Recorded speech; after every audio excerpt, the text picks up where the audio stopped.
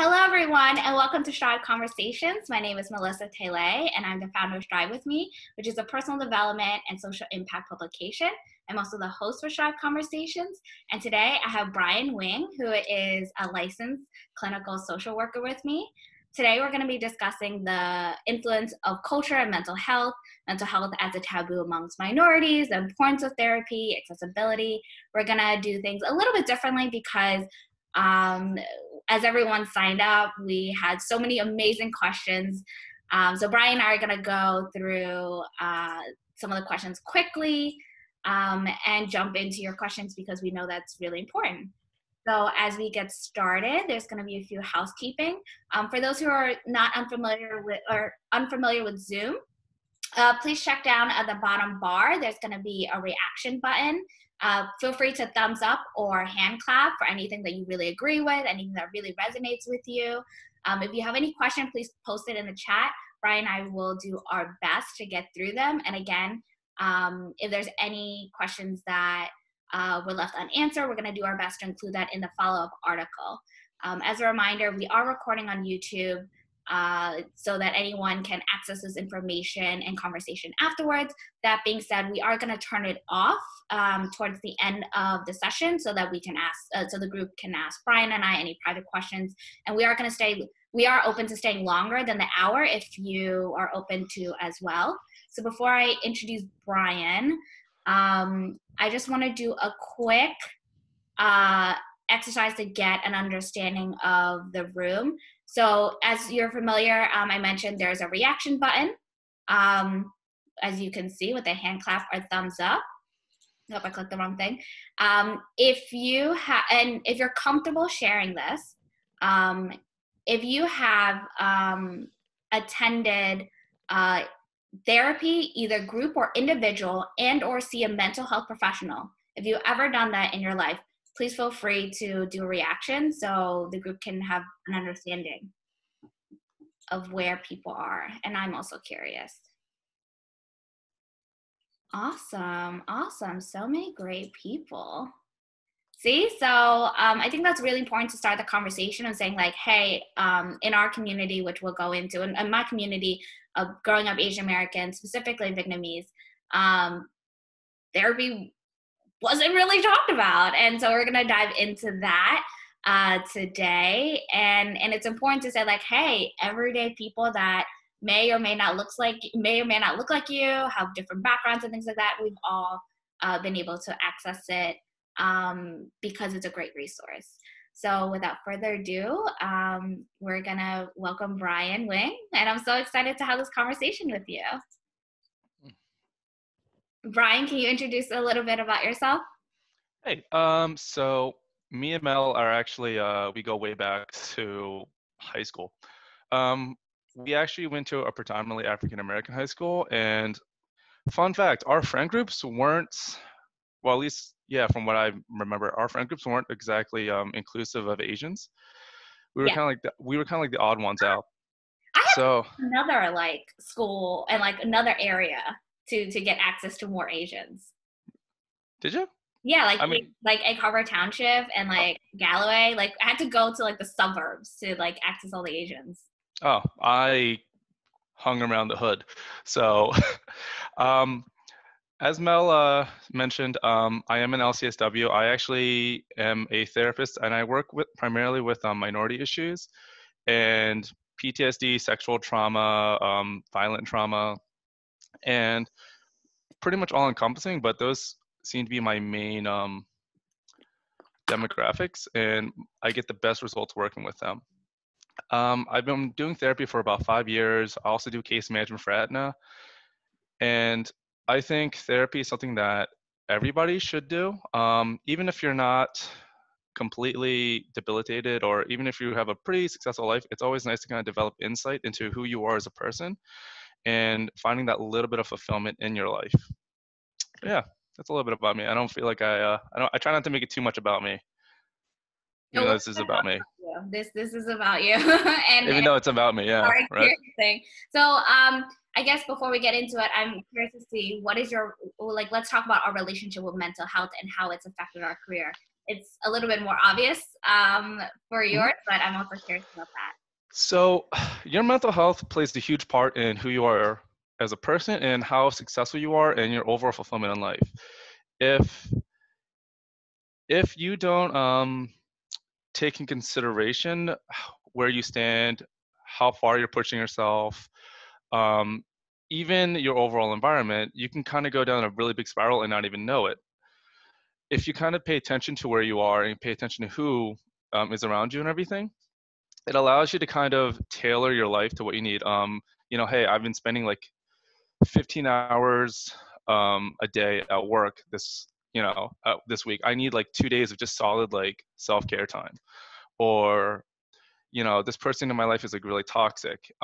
They're not helping me. They're not healthy. I need time to kind of rethink and evaluate myself. So mental health is a huge thing, from environment to relationships to family.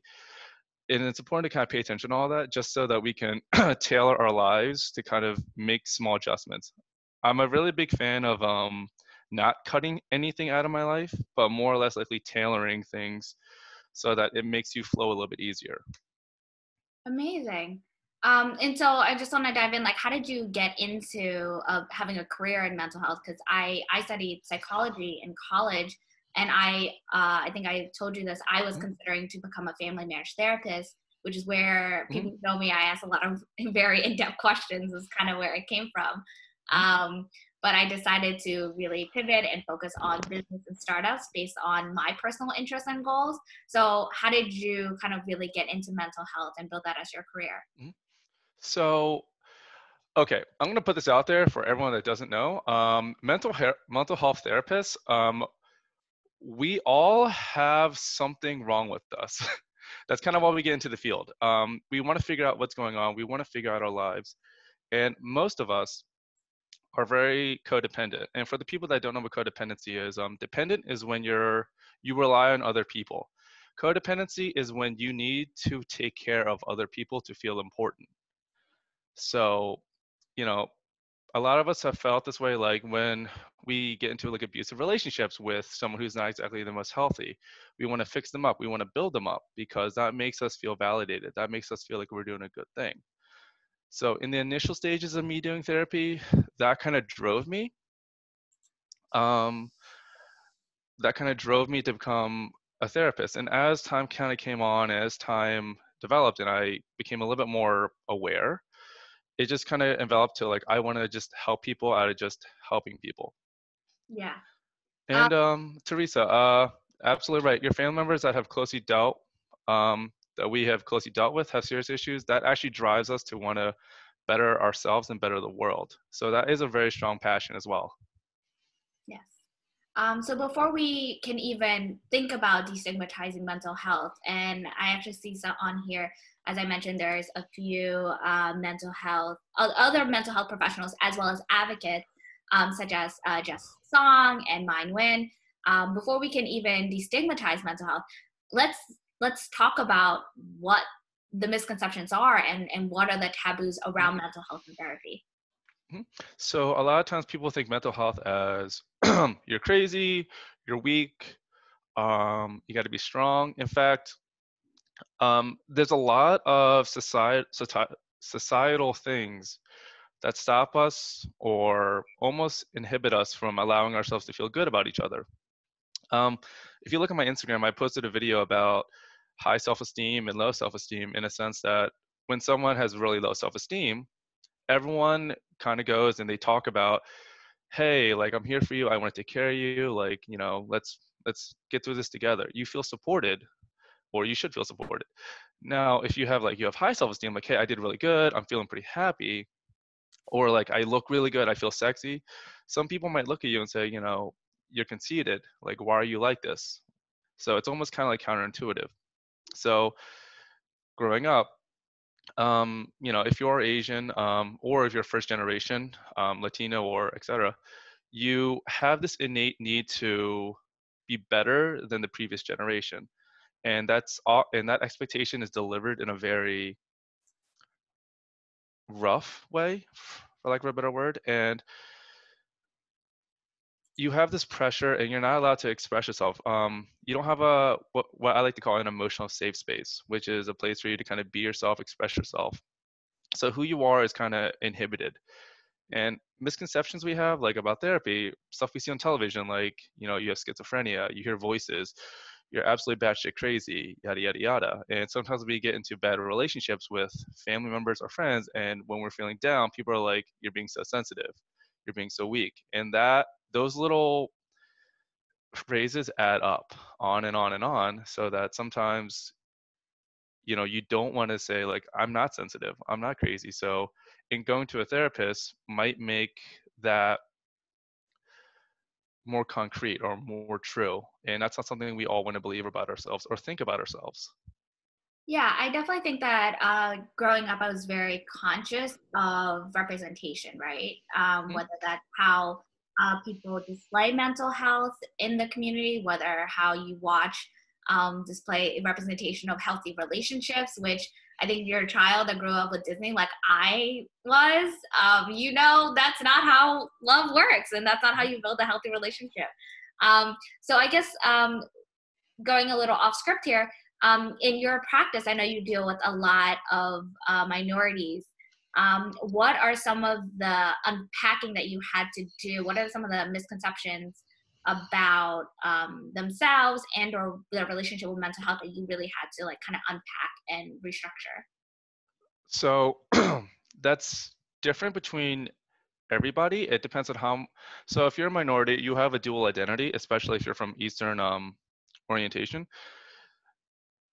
At the end of the day, you kind of have to go into a person's core values, and everyone's core values is different depending on their experiences in life. So to kind of strengthen you, you have to strengthen who they are as a person first, and that's probably the most important thing. No question. Yes, thank you, Emily. Okay, so there's a lot of preconceptions that we have, and some of them we agree with, some of them we don't agree with. It's a matter of finding which ones you agree with. There's no wrong way how to develop your perception of the world. Um, the only wrong ones are if they hurt other people.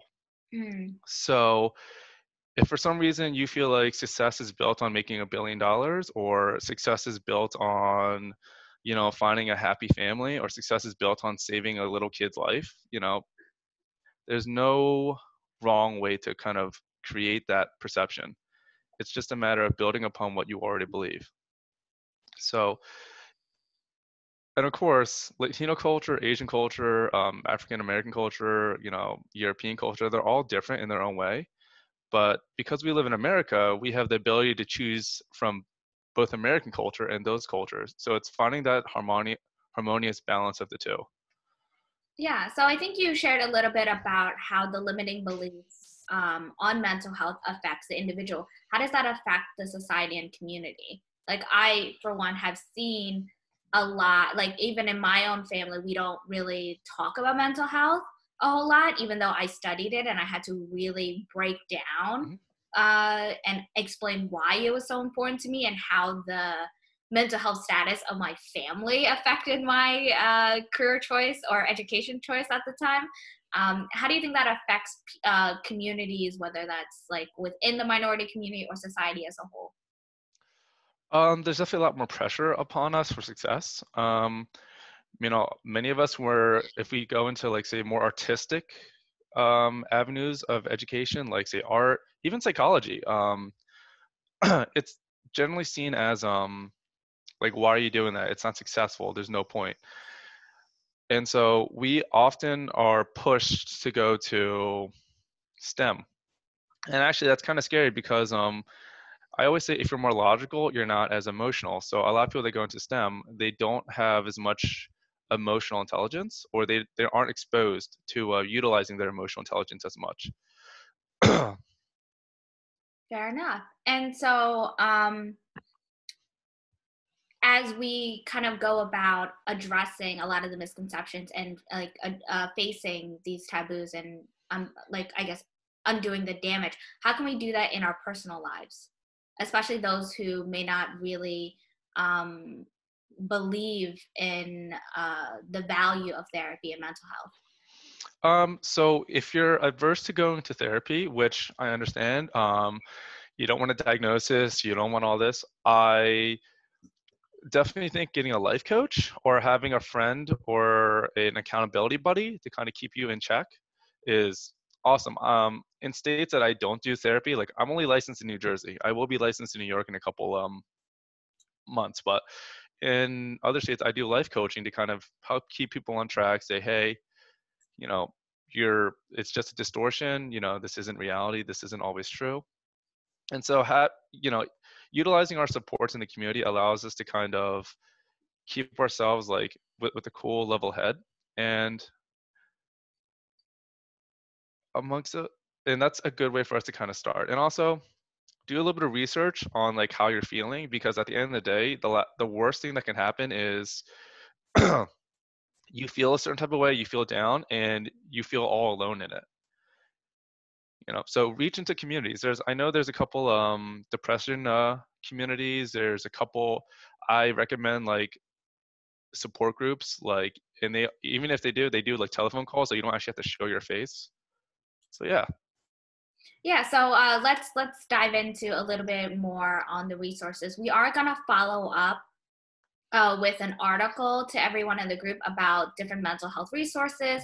So look out for that. I'm also going to share it in the group chat in case anyone is in need of them before that article comes out. That being said, how do you think we can identify if therapy and or other resources are right for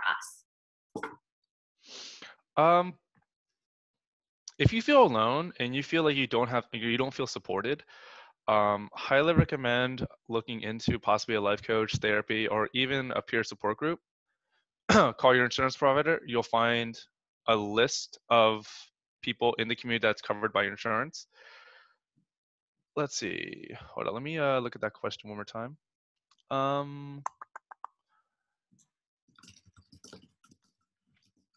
It's a matter, and also this is the most important thing, is how much you're willing to change yourself. I tell this a lot to people. If there's a barrier to you making a change or experiencing a change, that's going to be the biggest barrier. You have to want to make a difference, and you have to be able and be open to learning something or being accepting a different point of view.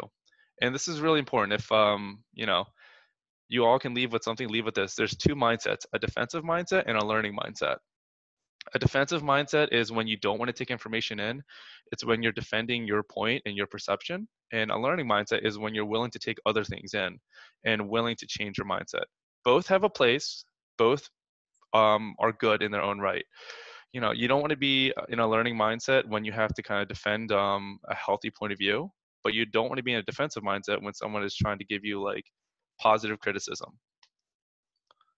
Amazing. And so we're gonna I have one more question, then we're gonna jump into the questions that was already submitted. If anyone here in the Zoom chat wants to add a question to the chat box, we'd love to take a look at that. So before we jump into the audience questions, what would you like to see happen in the mental health space, and especially for minorities, since it's kind of I guess your sweet spot in terms of audience? Um, But by the way, he's not exclusive to only Asian Americans, by the way, right? no, Okay. no. I actually, I only have one Asian. No, I have a lot of clients, from transsexual to African American to Spanish. I've worked with probably everything under the sun. But what I'd like to see, um, the overall thing I'd like to see about people in general is I'd like people to have fulfilled lives and to live in accordance to what they want. Not other people's standards, not their family standards, what they want. Now, I'm not saying to disregard their family, but I'm saying that you got to live for both you and your family. Or if you're not that close to your family, you got to live for you and learn to let go of some resentment there is towards your family, if there is any. Now, in therapy, I'd actually like to see a lot more minority therapists, just because cultural competence is a very important thing, especially when you want to feel comfortable with someone, especially when you feel like you have a strong connection with people. There is and this is gonna sound a little biased, but there are a lot of Caucasian therapists and a lot of female therapists. Um, for someone like me, I prefer to have a minority male therapist just because there's a connection there. I can talk about men's issues a lot more easily, which, I have a lot of. And, you know, if, and I assume like if I'm an African American male, and I want to talk about like internalized oppression or systemic oppression, I wouldn't feel comfortable talking about that to, say, like a Caucasian female. Now, and at the end of the day, even though we say that having like your therapist shouldn't be like the way your therapist looks or the way your therapist is shouldn't be a barrier, it is, because there's this thing called transference and countertransference. Transference is your experiences and how they affect you seeing your therapist. So if I've been like, and I'm going to be kind of like vulgar right here, but if I was assaulted by like, a black man, I'm not going to feel comfortable seeing a black man in therapy, you know?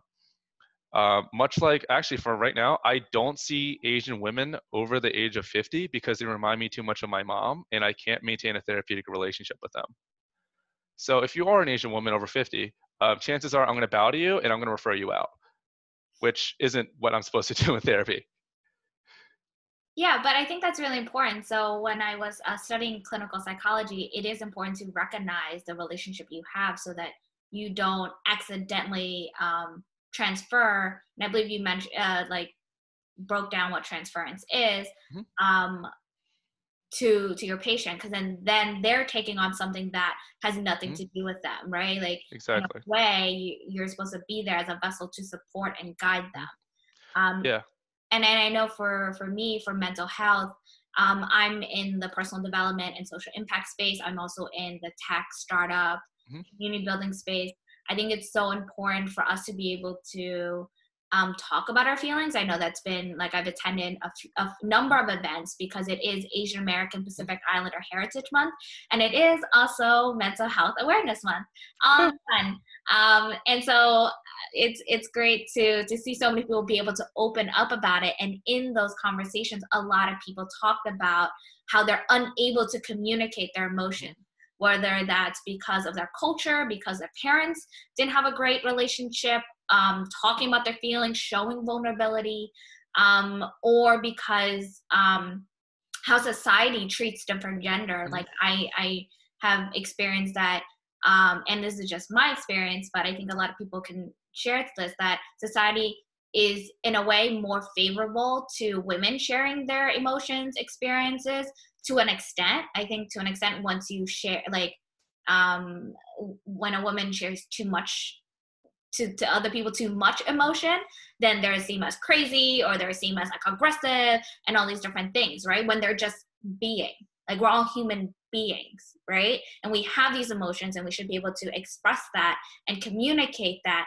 and articulate it, because that's how you're able to build relationships and you're able to connect with another human being. But I noticed that like whether it's dating, whether it's in business, whether it's in like other personal relationships, that there are people that can't articulate and don't know how, right? And then even adding on the culture aspect, like I shared in one of the workshops I attended yesterday that Jess Song is actually the host of, how I express, like for me, I really take pride in being able to articulate my experience and talk about my emotions. But when I talk to my parents, it's like a whole new game. Like I like become a child all over again because I don't know how to talk about these things because I either lack the dialogue, like I do speak Vietnamese, but it's a very limited.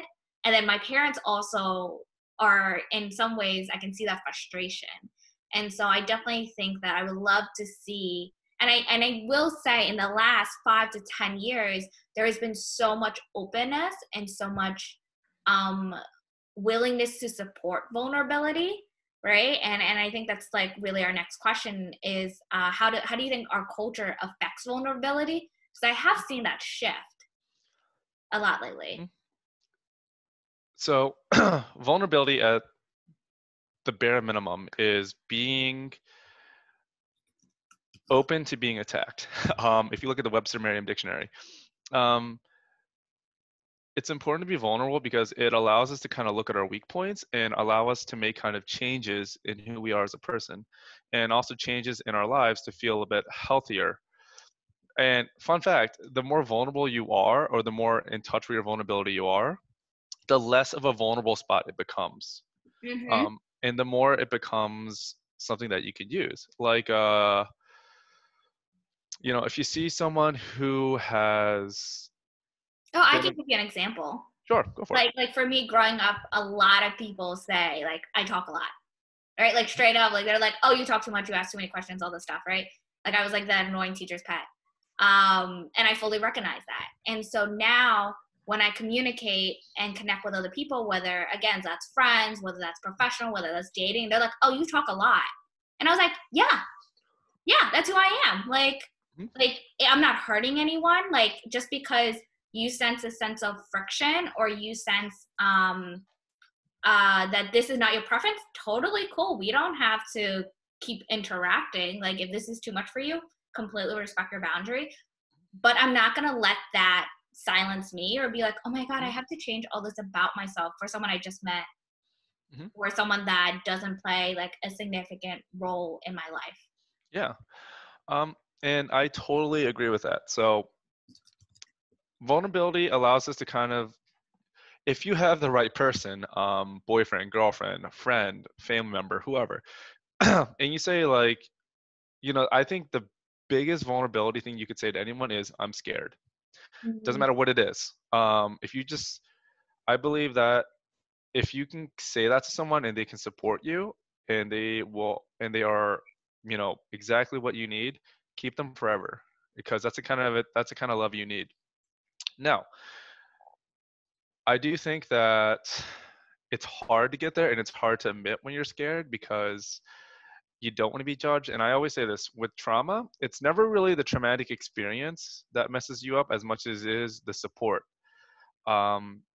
Physical scars heal. It's just the amount of support you have afterwards is what deals the lasting blow. And that's actually a lot what happens. Like, you have a bunch of people going through like cases, and they go to like their friend or they go to their mom or they go to the court, and they're like, get over it. So it happened 12 years ago. It happened 10 years ago. Who cares? Uh, so.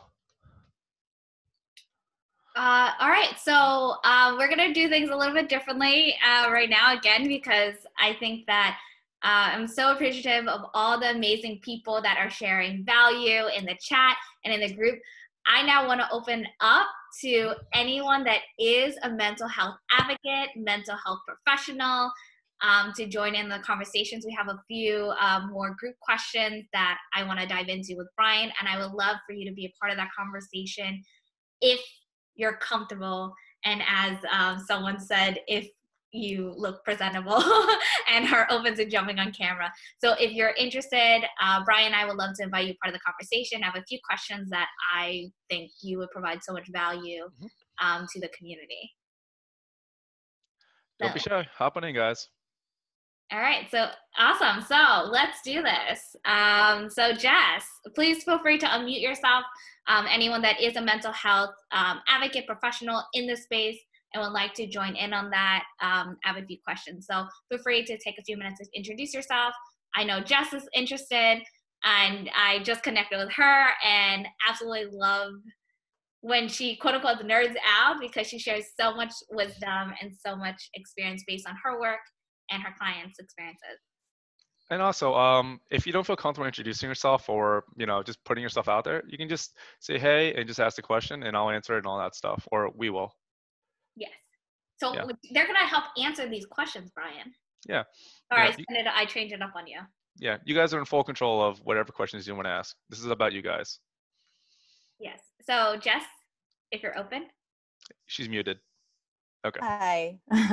I was telling Melissa that I finally put my eyebrows on, so I'm like ready to talk to you guys. So yeah, if you can introduce yourself, a little bit about your work, and then we're gonna go into, once I guess a good number of the professionals are introduced, we'll jump into the questions. Sure. I'll just introduce myself really quickly and concede the floor back to you guys. But my name is Jess Song. I'm the founder of Back to Self, which we focus mostly on emotional navigation through journaling.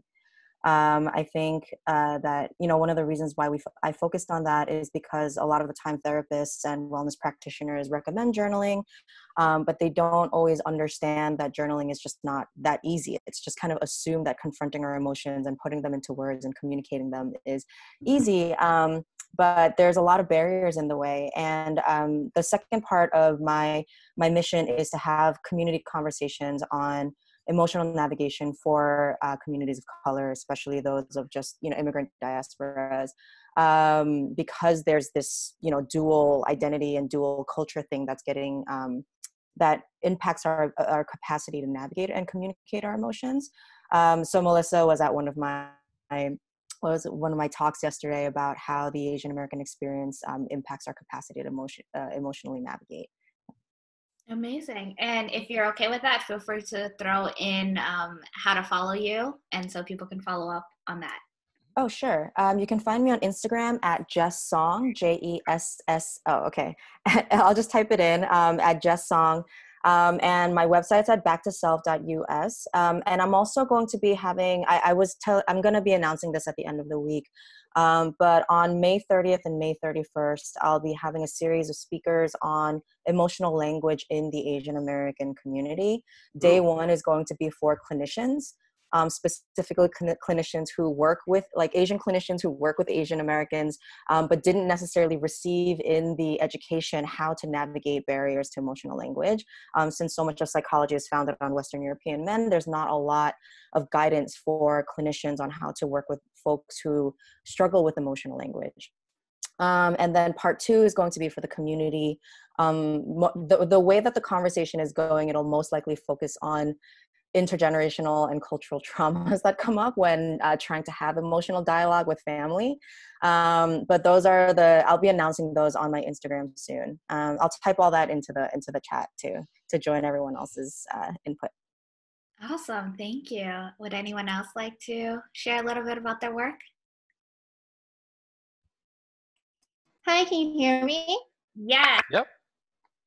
Oh, okay. So hi, I'm Lon. My camera doesn't really work on my laptop, so hopefully you can hear me. But just wanted to say hello to everyone, and it's great to see that there's so many more Asian representation in mental health. I myself am a licensed clinical social worker. I've been practicing probably for the last 12 or 13 years. I primarily work with chronically mentally ill young adults ages 18 to 30 who have substance abuse problems. And I'm also a behavioral health officer with the Army. So I've been doing that for about 10 years as a captain. So there's a lot of different populations that I work with, but it's just really good to see Asian mental health providers, because I always feel like I'm, the only one. Most of my families and, STEM or pharmacy, and with our parents, they only understand, social work as case management, welfare applications, getting housing, all of that. There's a lot of stigma that we're trying to work on, but it's going to take decades for them to kind of really understand that it's okay to get, just help from a therapist or provider. So that's what I'm trying to do slowly. Amazing. Thank you so much. Mai? Hi.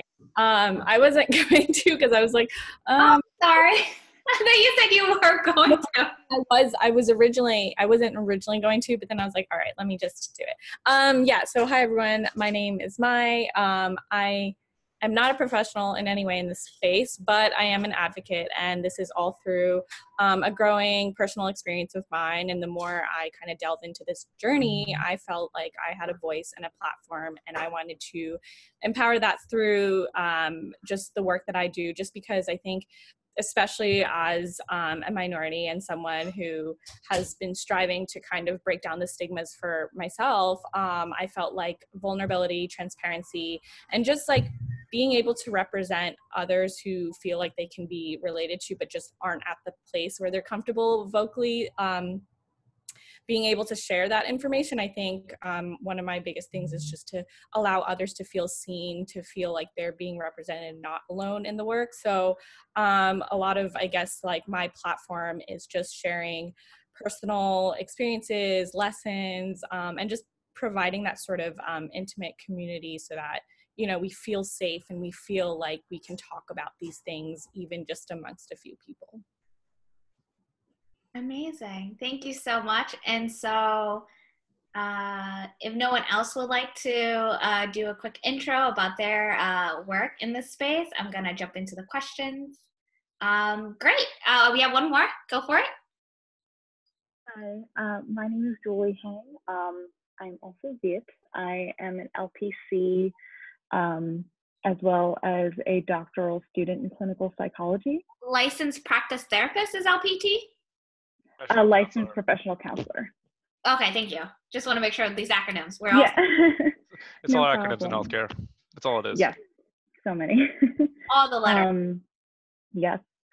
So a lot of my work, I'm currently at Temple Episcopal Hospital in Philadelphia, where I work mostly with patients with schizophrenia, but I do have experience with trauma, especially low-income populations and minorities. And it's kind of speaking to a lot of what we've been talking about today. It is kind of an interesting position to kind of be a minority as well as in the mental health field, especially since representation is so important and so needed. Because I've only really had like a handful of Asian American clients, and it's very interesting to see the interactions of not only them trying to get into the mental health space, but also their interactions with me, whether there's a lot of past experiences that are coming in that is affecting our work, or just in general trying to help them navigate the space in which traditionally there really wasn't. So I really appreciate having the space to hear everyone's contributions, and yeah, it's really good to hear from you. We're so happy to have you. Thank you so much. And we have Alexis in the chat share a little bit about her amazing work with a temporary shelter facility for children. Thank you all for your amazing work and contribution. Thank you for everyone for even taking this interest. I think this is a huge first step.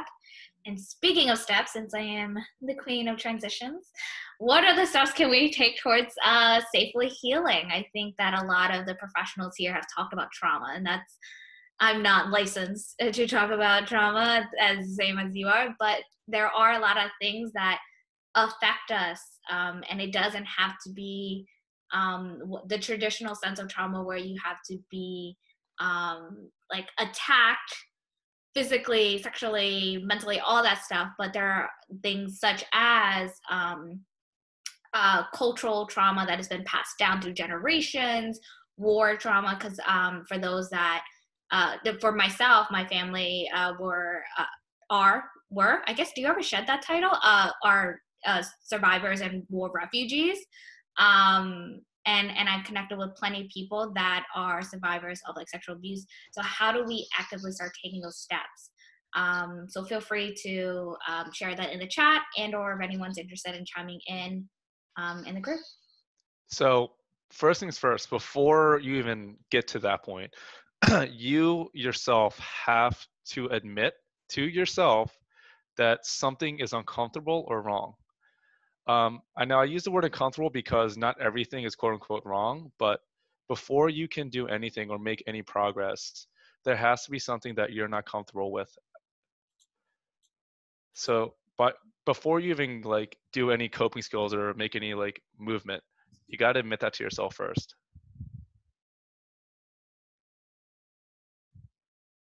Yeah, I definitely agree. I think like I've been in one of the traumas that I've been recently talking about is being in a not so healthy relationship. And for a while I knew something was wrong, But it took me a while to acknowledge, like, hey, this is not something that I wish to continue, and what are the steps to go about that? And anyone else would like to share on their experience? I read your message as I am not alone, Brian. Like, I'm, for some reason, I like looked at it quickly. I was like, what?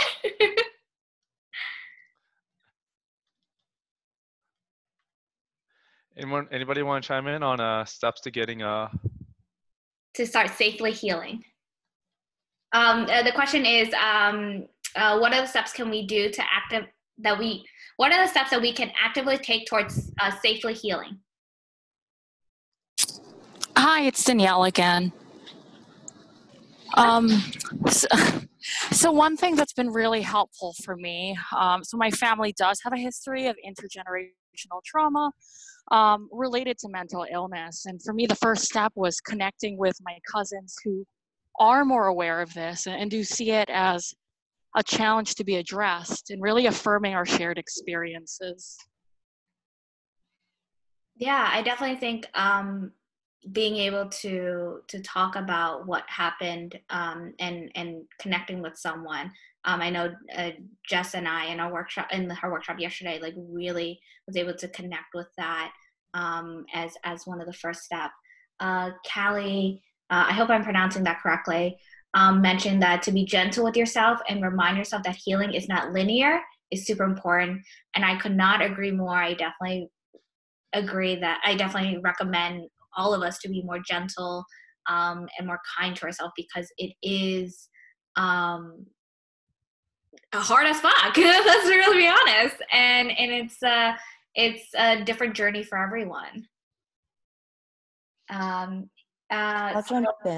jump into that question, Melissa, because we talked about this a little bit yesterday too. I wanted to say something about how there's a lot of ambivalence, I think especially in the Asian community, around sharing things that are difficult or challenging or traumatic, and sharing like what we're feeling because we don't want to burden other people, or we don't want them to think of us less.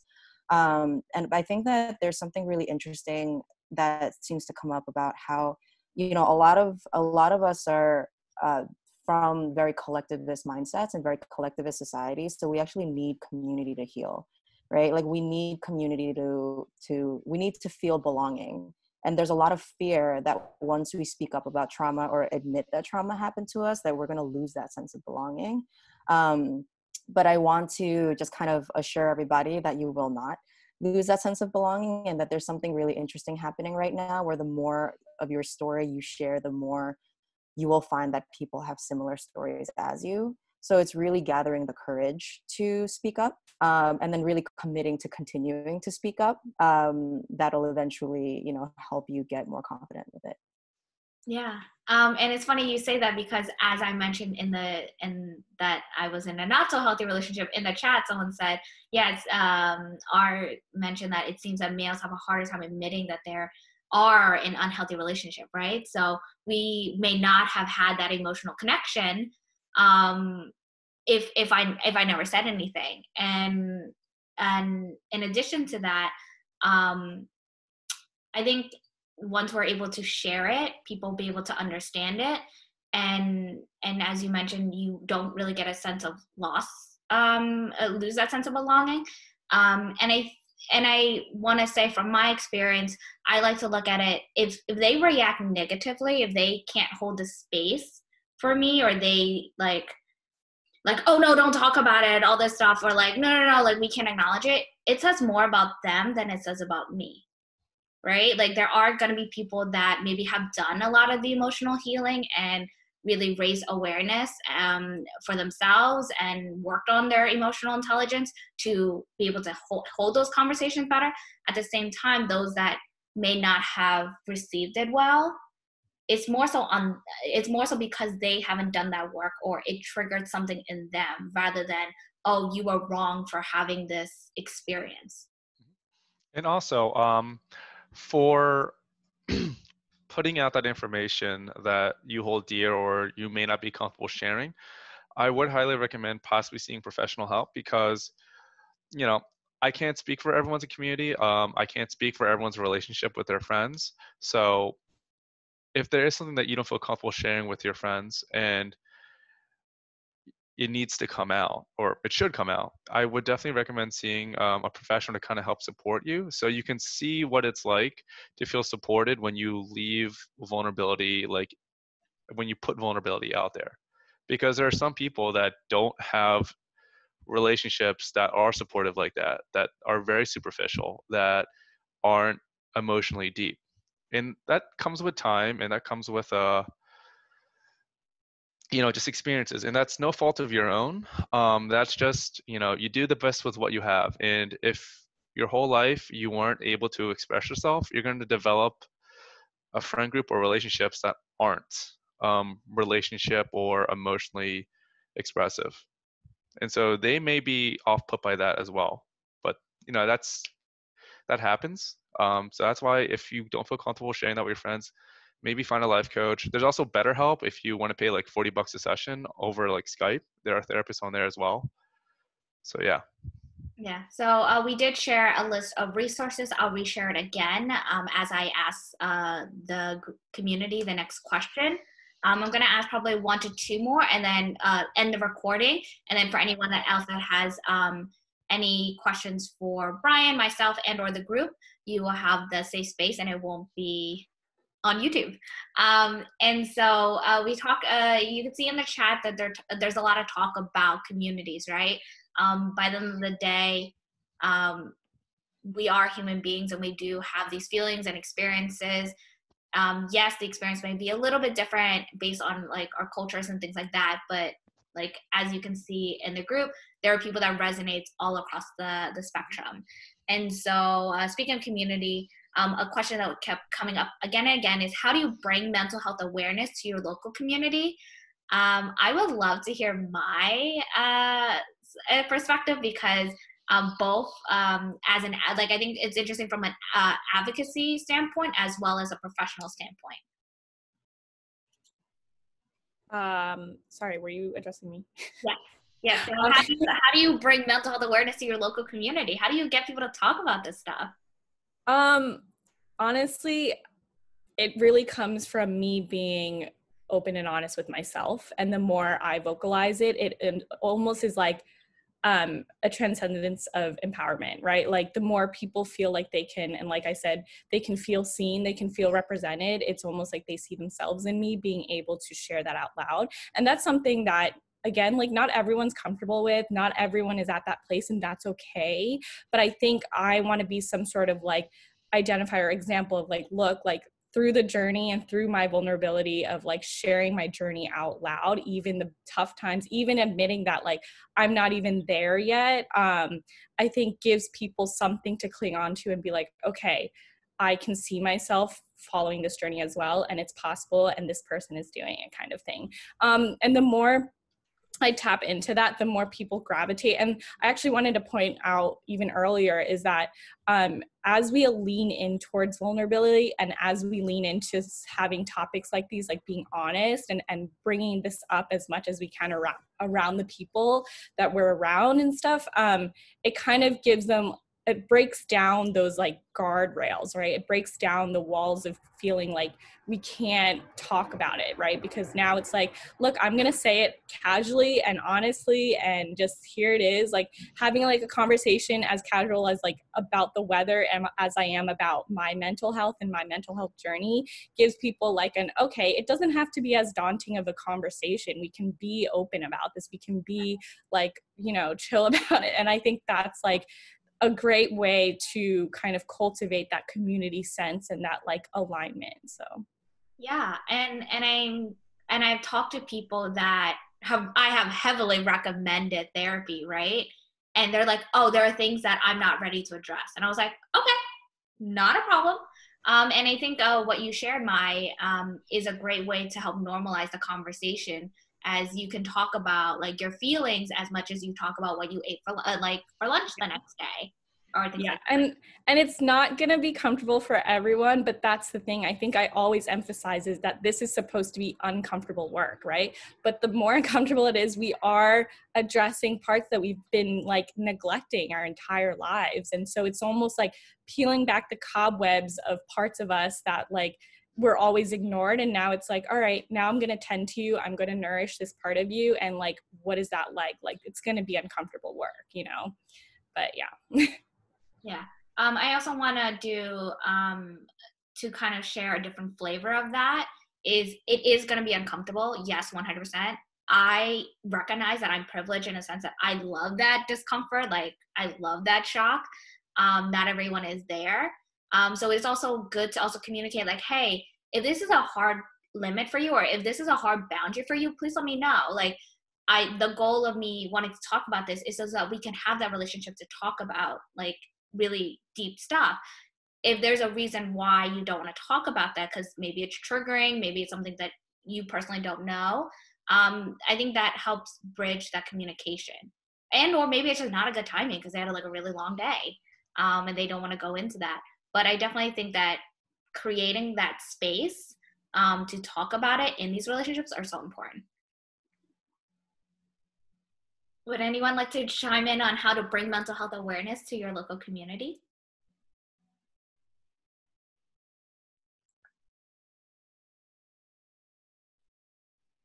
I'm going along with what Mai's been saying, really just simply talking about it, like letting people know when you're struggling, not just, I think something that we're familiar with is that whenever we see people like, oh, how are you doing? We just say like, oh, I'm good. But then like realistically, are like, yeah, there's some days we are good, but are we, some days we're not. And being honest with that, and especially practicing what we preach, and when we need help, asking for help.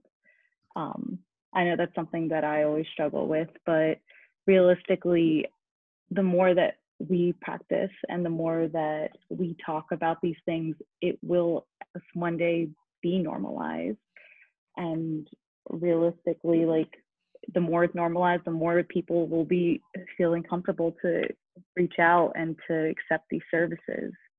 So it sounds like there's no like one step to cure it all, but it's definitely a process in trying to make this more accessible for not just Asian Americans, but to everyone in general. Yeah, thank you so much, Julie, for sharing. Callie shared in the chat, I think deliberately not letting cultural norms invalidate or silence these conversations about mental health is vital. And we definitely agree. Anyone else like to jump in before I go into my last question before we turn off the chat? Turn off the recording, sorry. Also, I want to put this out there. I know a common thing for individuals is it's too expensive. If you're in lower income, that's probably the best time to get therapy, especially college kids. If you have your parents' insurance, or even if you have Medicaid, that's the best thing you could have.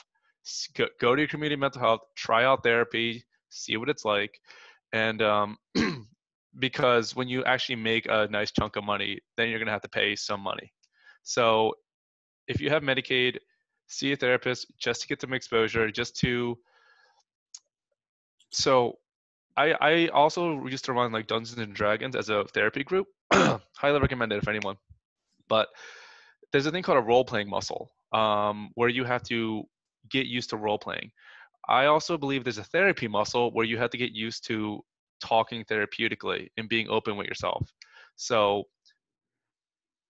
I have the first month, the first time you're doing therapy is always going to be awkward. It's always going to be weird. You're working on muscles you've never worked on before. So just stick with it and try it out. Amazing. Teresa has a really great question. And also there's resources in being shared. So everyone is all over the country, all over the world that is joining here. We definitely recommend you researching local resources because therapists and professionals are licensed in specific, whether states or countries or regions. So there are accessible resources to do that. Like I know I milk the hell out of the free therapy on campus. That was a part of my tuition when I went to And me. State. I did that, and then they're like, oh, you can't do individual therapy anymore. You can do group therapy. And I was like, great, sign me up, because I will be there, because I recognize that, like, this is the time to have access, and why not access it when I'm already paying for it? Yeah. Also, Teresa, so the difference between life coaching and being a licensed clinician. So I won't, as a clinician, I can give you a diagnosis. I'll work on your suicidal tendencies. I'll work on extreme mental health issues, et cetera, and et cetera. With life coaching, it's a lot more motivational interviewing. It's a lot of, I'm here to kind of support you through like the small little pitfalls in life, keeping you on track, accountability. There are some techniques that kind of bleed into from being a therapist to a life coach. But generally, if it's more, again, clinician's discretion, if it is a little bit more intense, I am going to say, hey, like, I'm out of state. I'm only seeing you through like, a webcam, and you're showing like, some bigger mental health. I won't give you a diagnosis if I'm doing life coaching. It might be best if you kind of just look into like, say, this and this and this agency. Amazing. And also Jess shared that she has resources for therapists who work with undocumented populations. Oh my God. Can I love this girl? Personally. Sorry, no, I don't have resources. I actually just got a request. I got a request. Girl, I wish. Yeah. I just got a request. Actually, so depending on working with undocumented, in the chat, if you're in Ocean County, California, there's like a nonprofit that actually has I think clinicians and also people that I think they cover up to 26 languages. So yeah. So I'm gonna do the closing questions for Brian to close out the recording, and then if anyone else wants to stay on and answer questions, have a conversation about this, Brian and I are happy to stay on. We are going to share additional resources in the article that will be emailed to everyone. All the advocates and professionals, now that you've been part of the conversation, I would love to invite you to help answer some of the questions that I have enslaved Brian to answer from the community. So if you're interested, I will send you the questions, and then you can, in a way, contribute to the article and share about your amazing work, because representation. So Brian, I'm gonna ask you the closing questions, and then we are gonna keep the recording, so don't leave unless you, I guess, want to leave. And so thank you, Brian, and everyone so much for your thoughts. I'm gonna end the recording. I just said that. Sorry. So Brian, I just wanna ask you, what are you striving for with your life goals and what you're looking to do in the mental health space? I'm actually trying to phase out individual therapy. I still love doing individual therapy. I still think it's probably something that's gonna be near and dear to my heart, but I'd like to be able to kind of do more seminar and group work, helping others become a lot more understanding, and also kind of creating micro groups within the community. So example, I hold a seminar. I've done this already. I hold a seminar in a facility with like say 30 to 40 people, and then in those 30 to 40 people, I break it up into 5 people, and then those 5 people get to share some vulnerable experiences, and they build a small community like that. And so I'd like to kind of transition into that. I still love group therapy. I still love individual therapy because it allows me to kind of, work with the human psyche, work with the unconscious. I still do EMDR, and I still will continue doing that for like ever. But yeah, so I'm moving away from individual work to more seminar work. So yeah.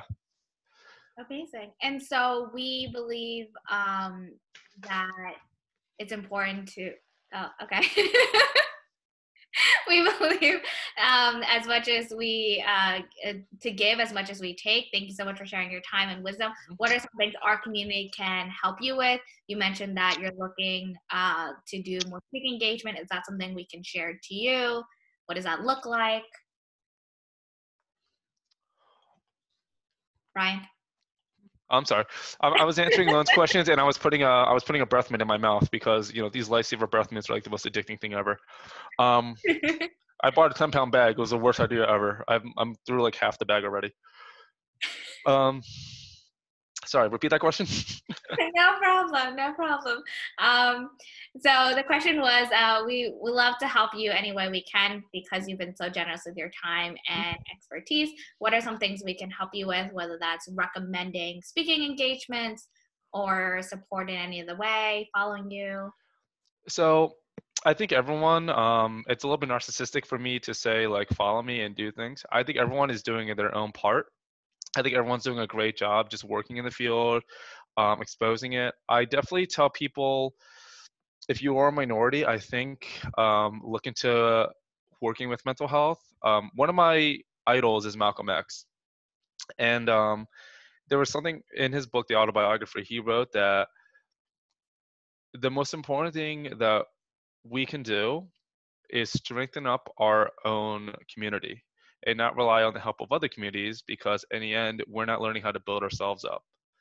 So by working in our community, by bringing mental health awareness, by strengthening our community, we give ourselves our own voice and we give ourselves our own sense of being, which ultimately is what we all really want on the inside. I'm all for like inclusion, I'm all for equality, but it'd be very ignorant for me to say that there's only one like race. There's just, having a sense of identity is very important. Amazing. All right. And so thank you everyone for joining Strive Conversations.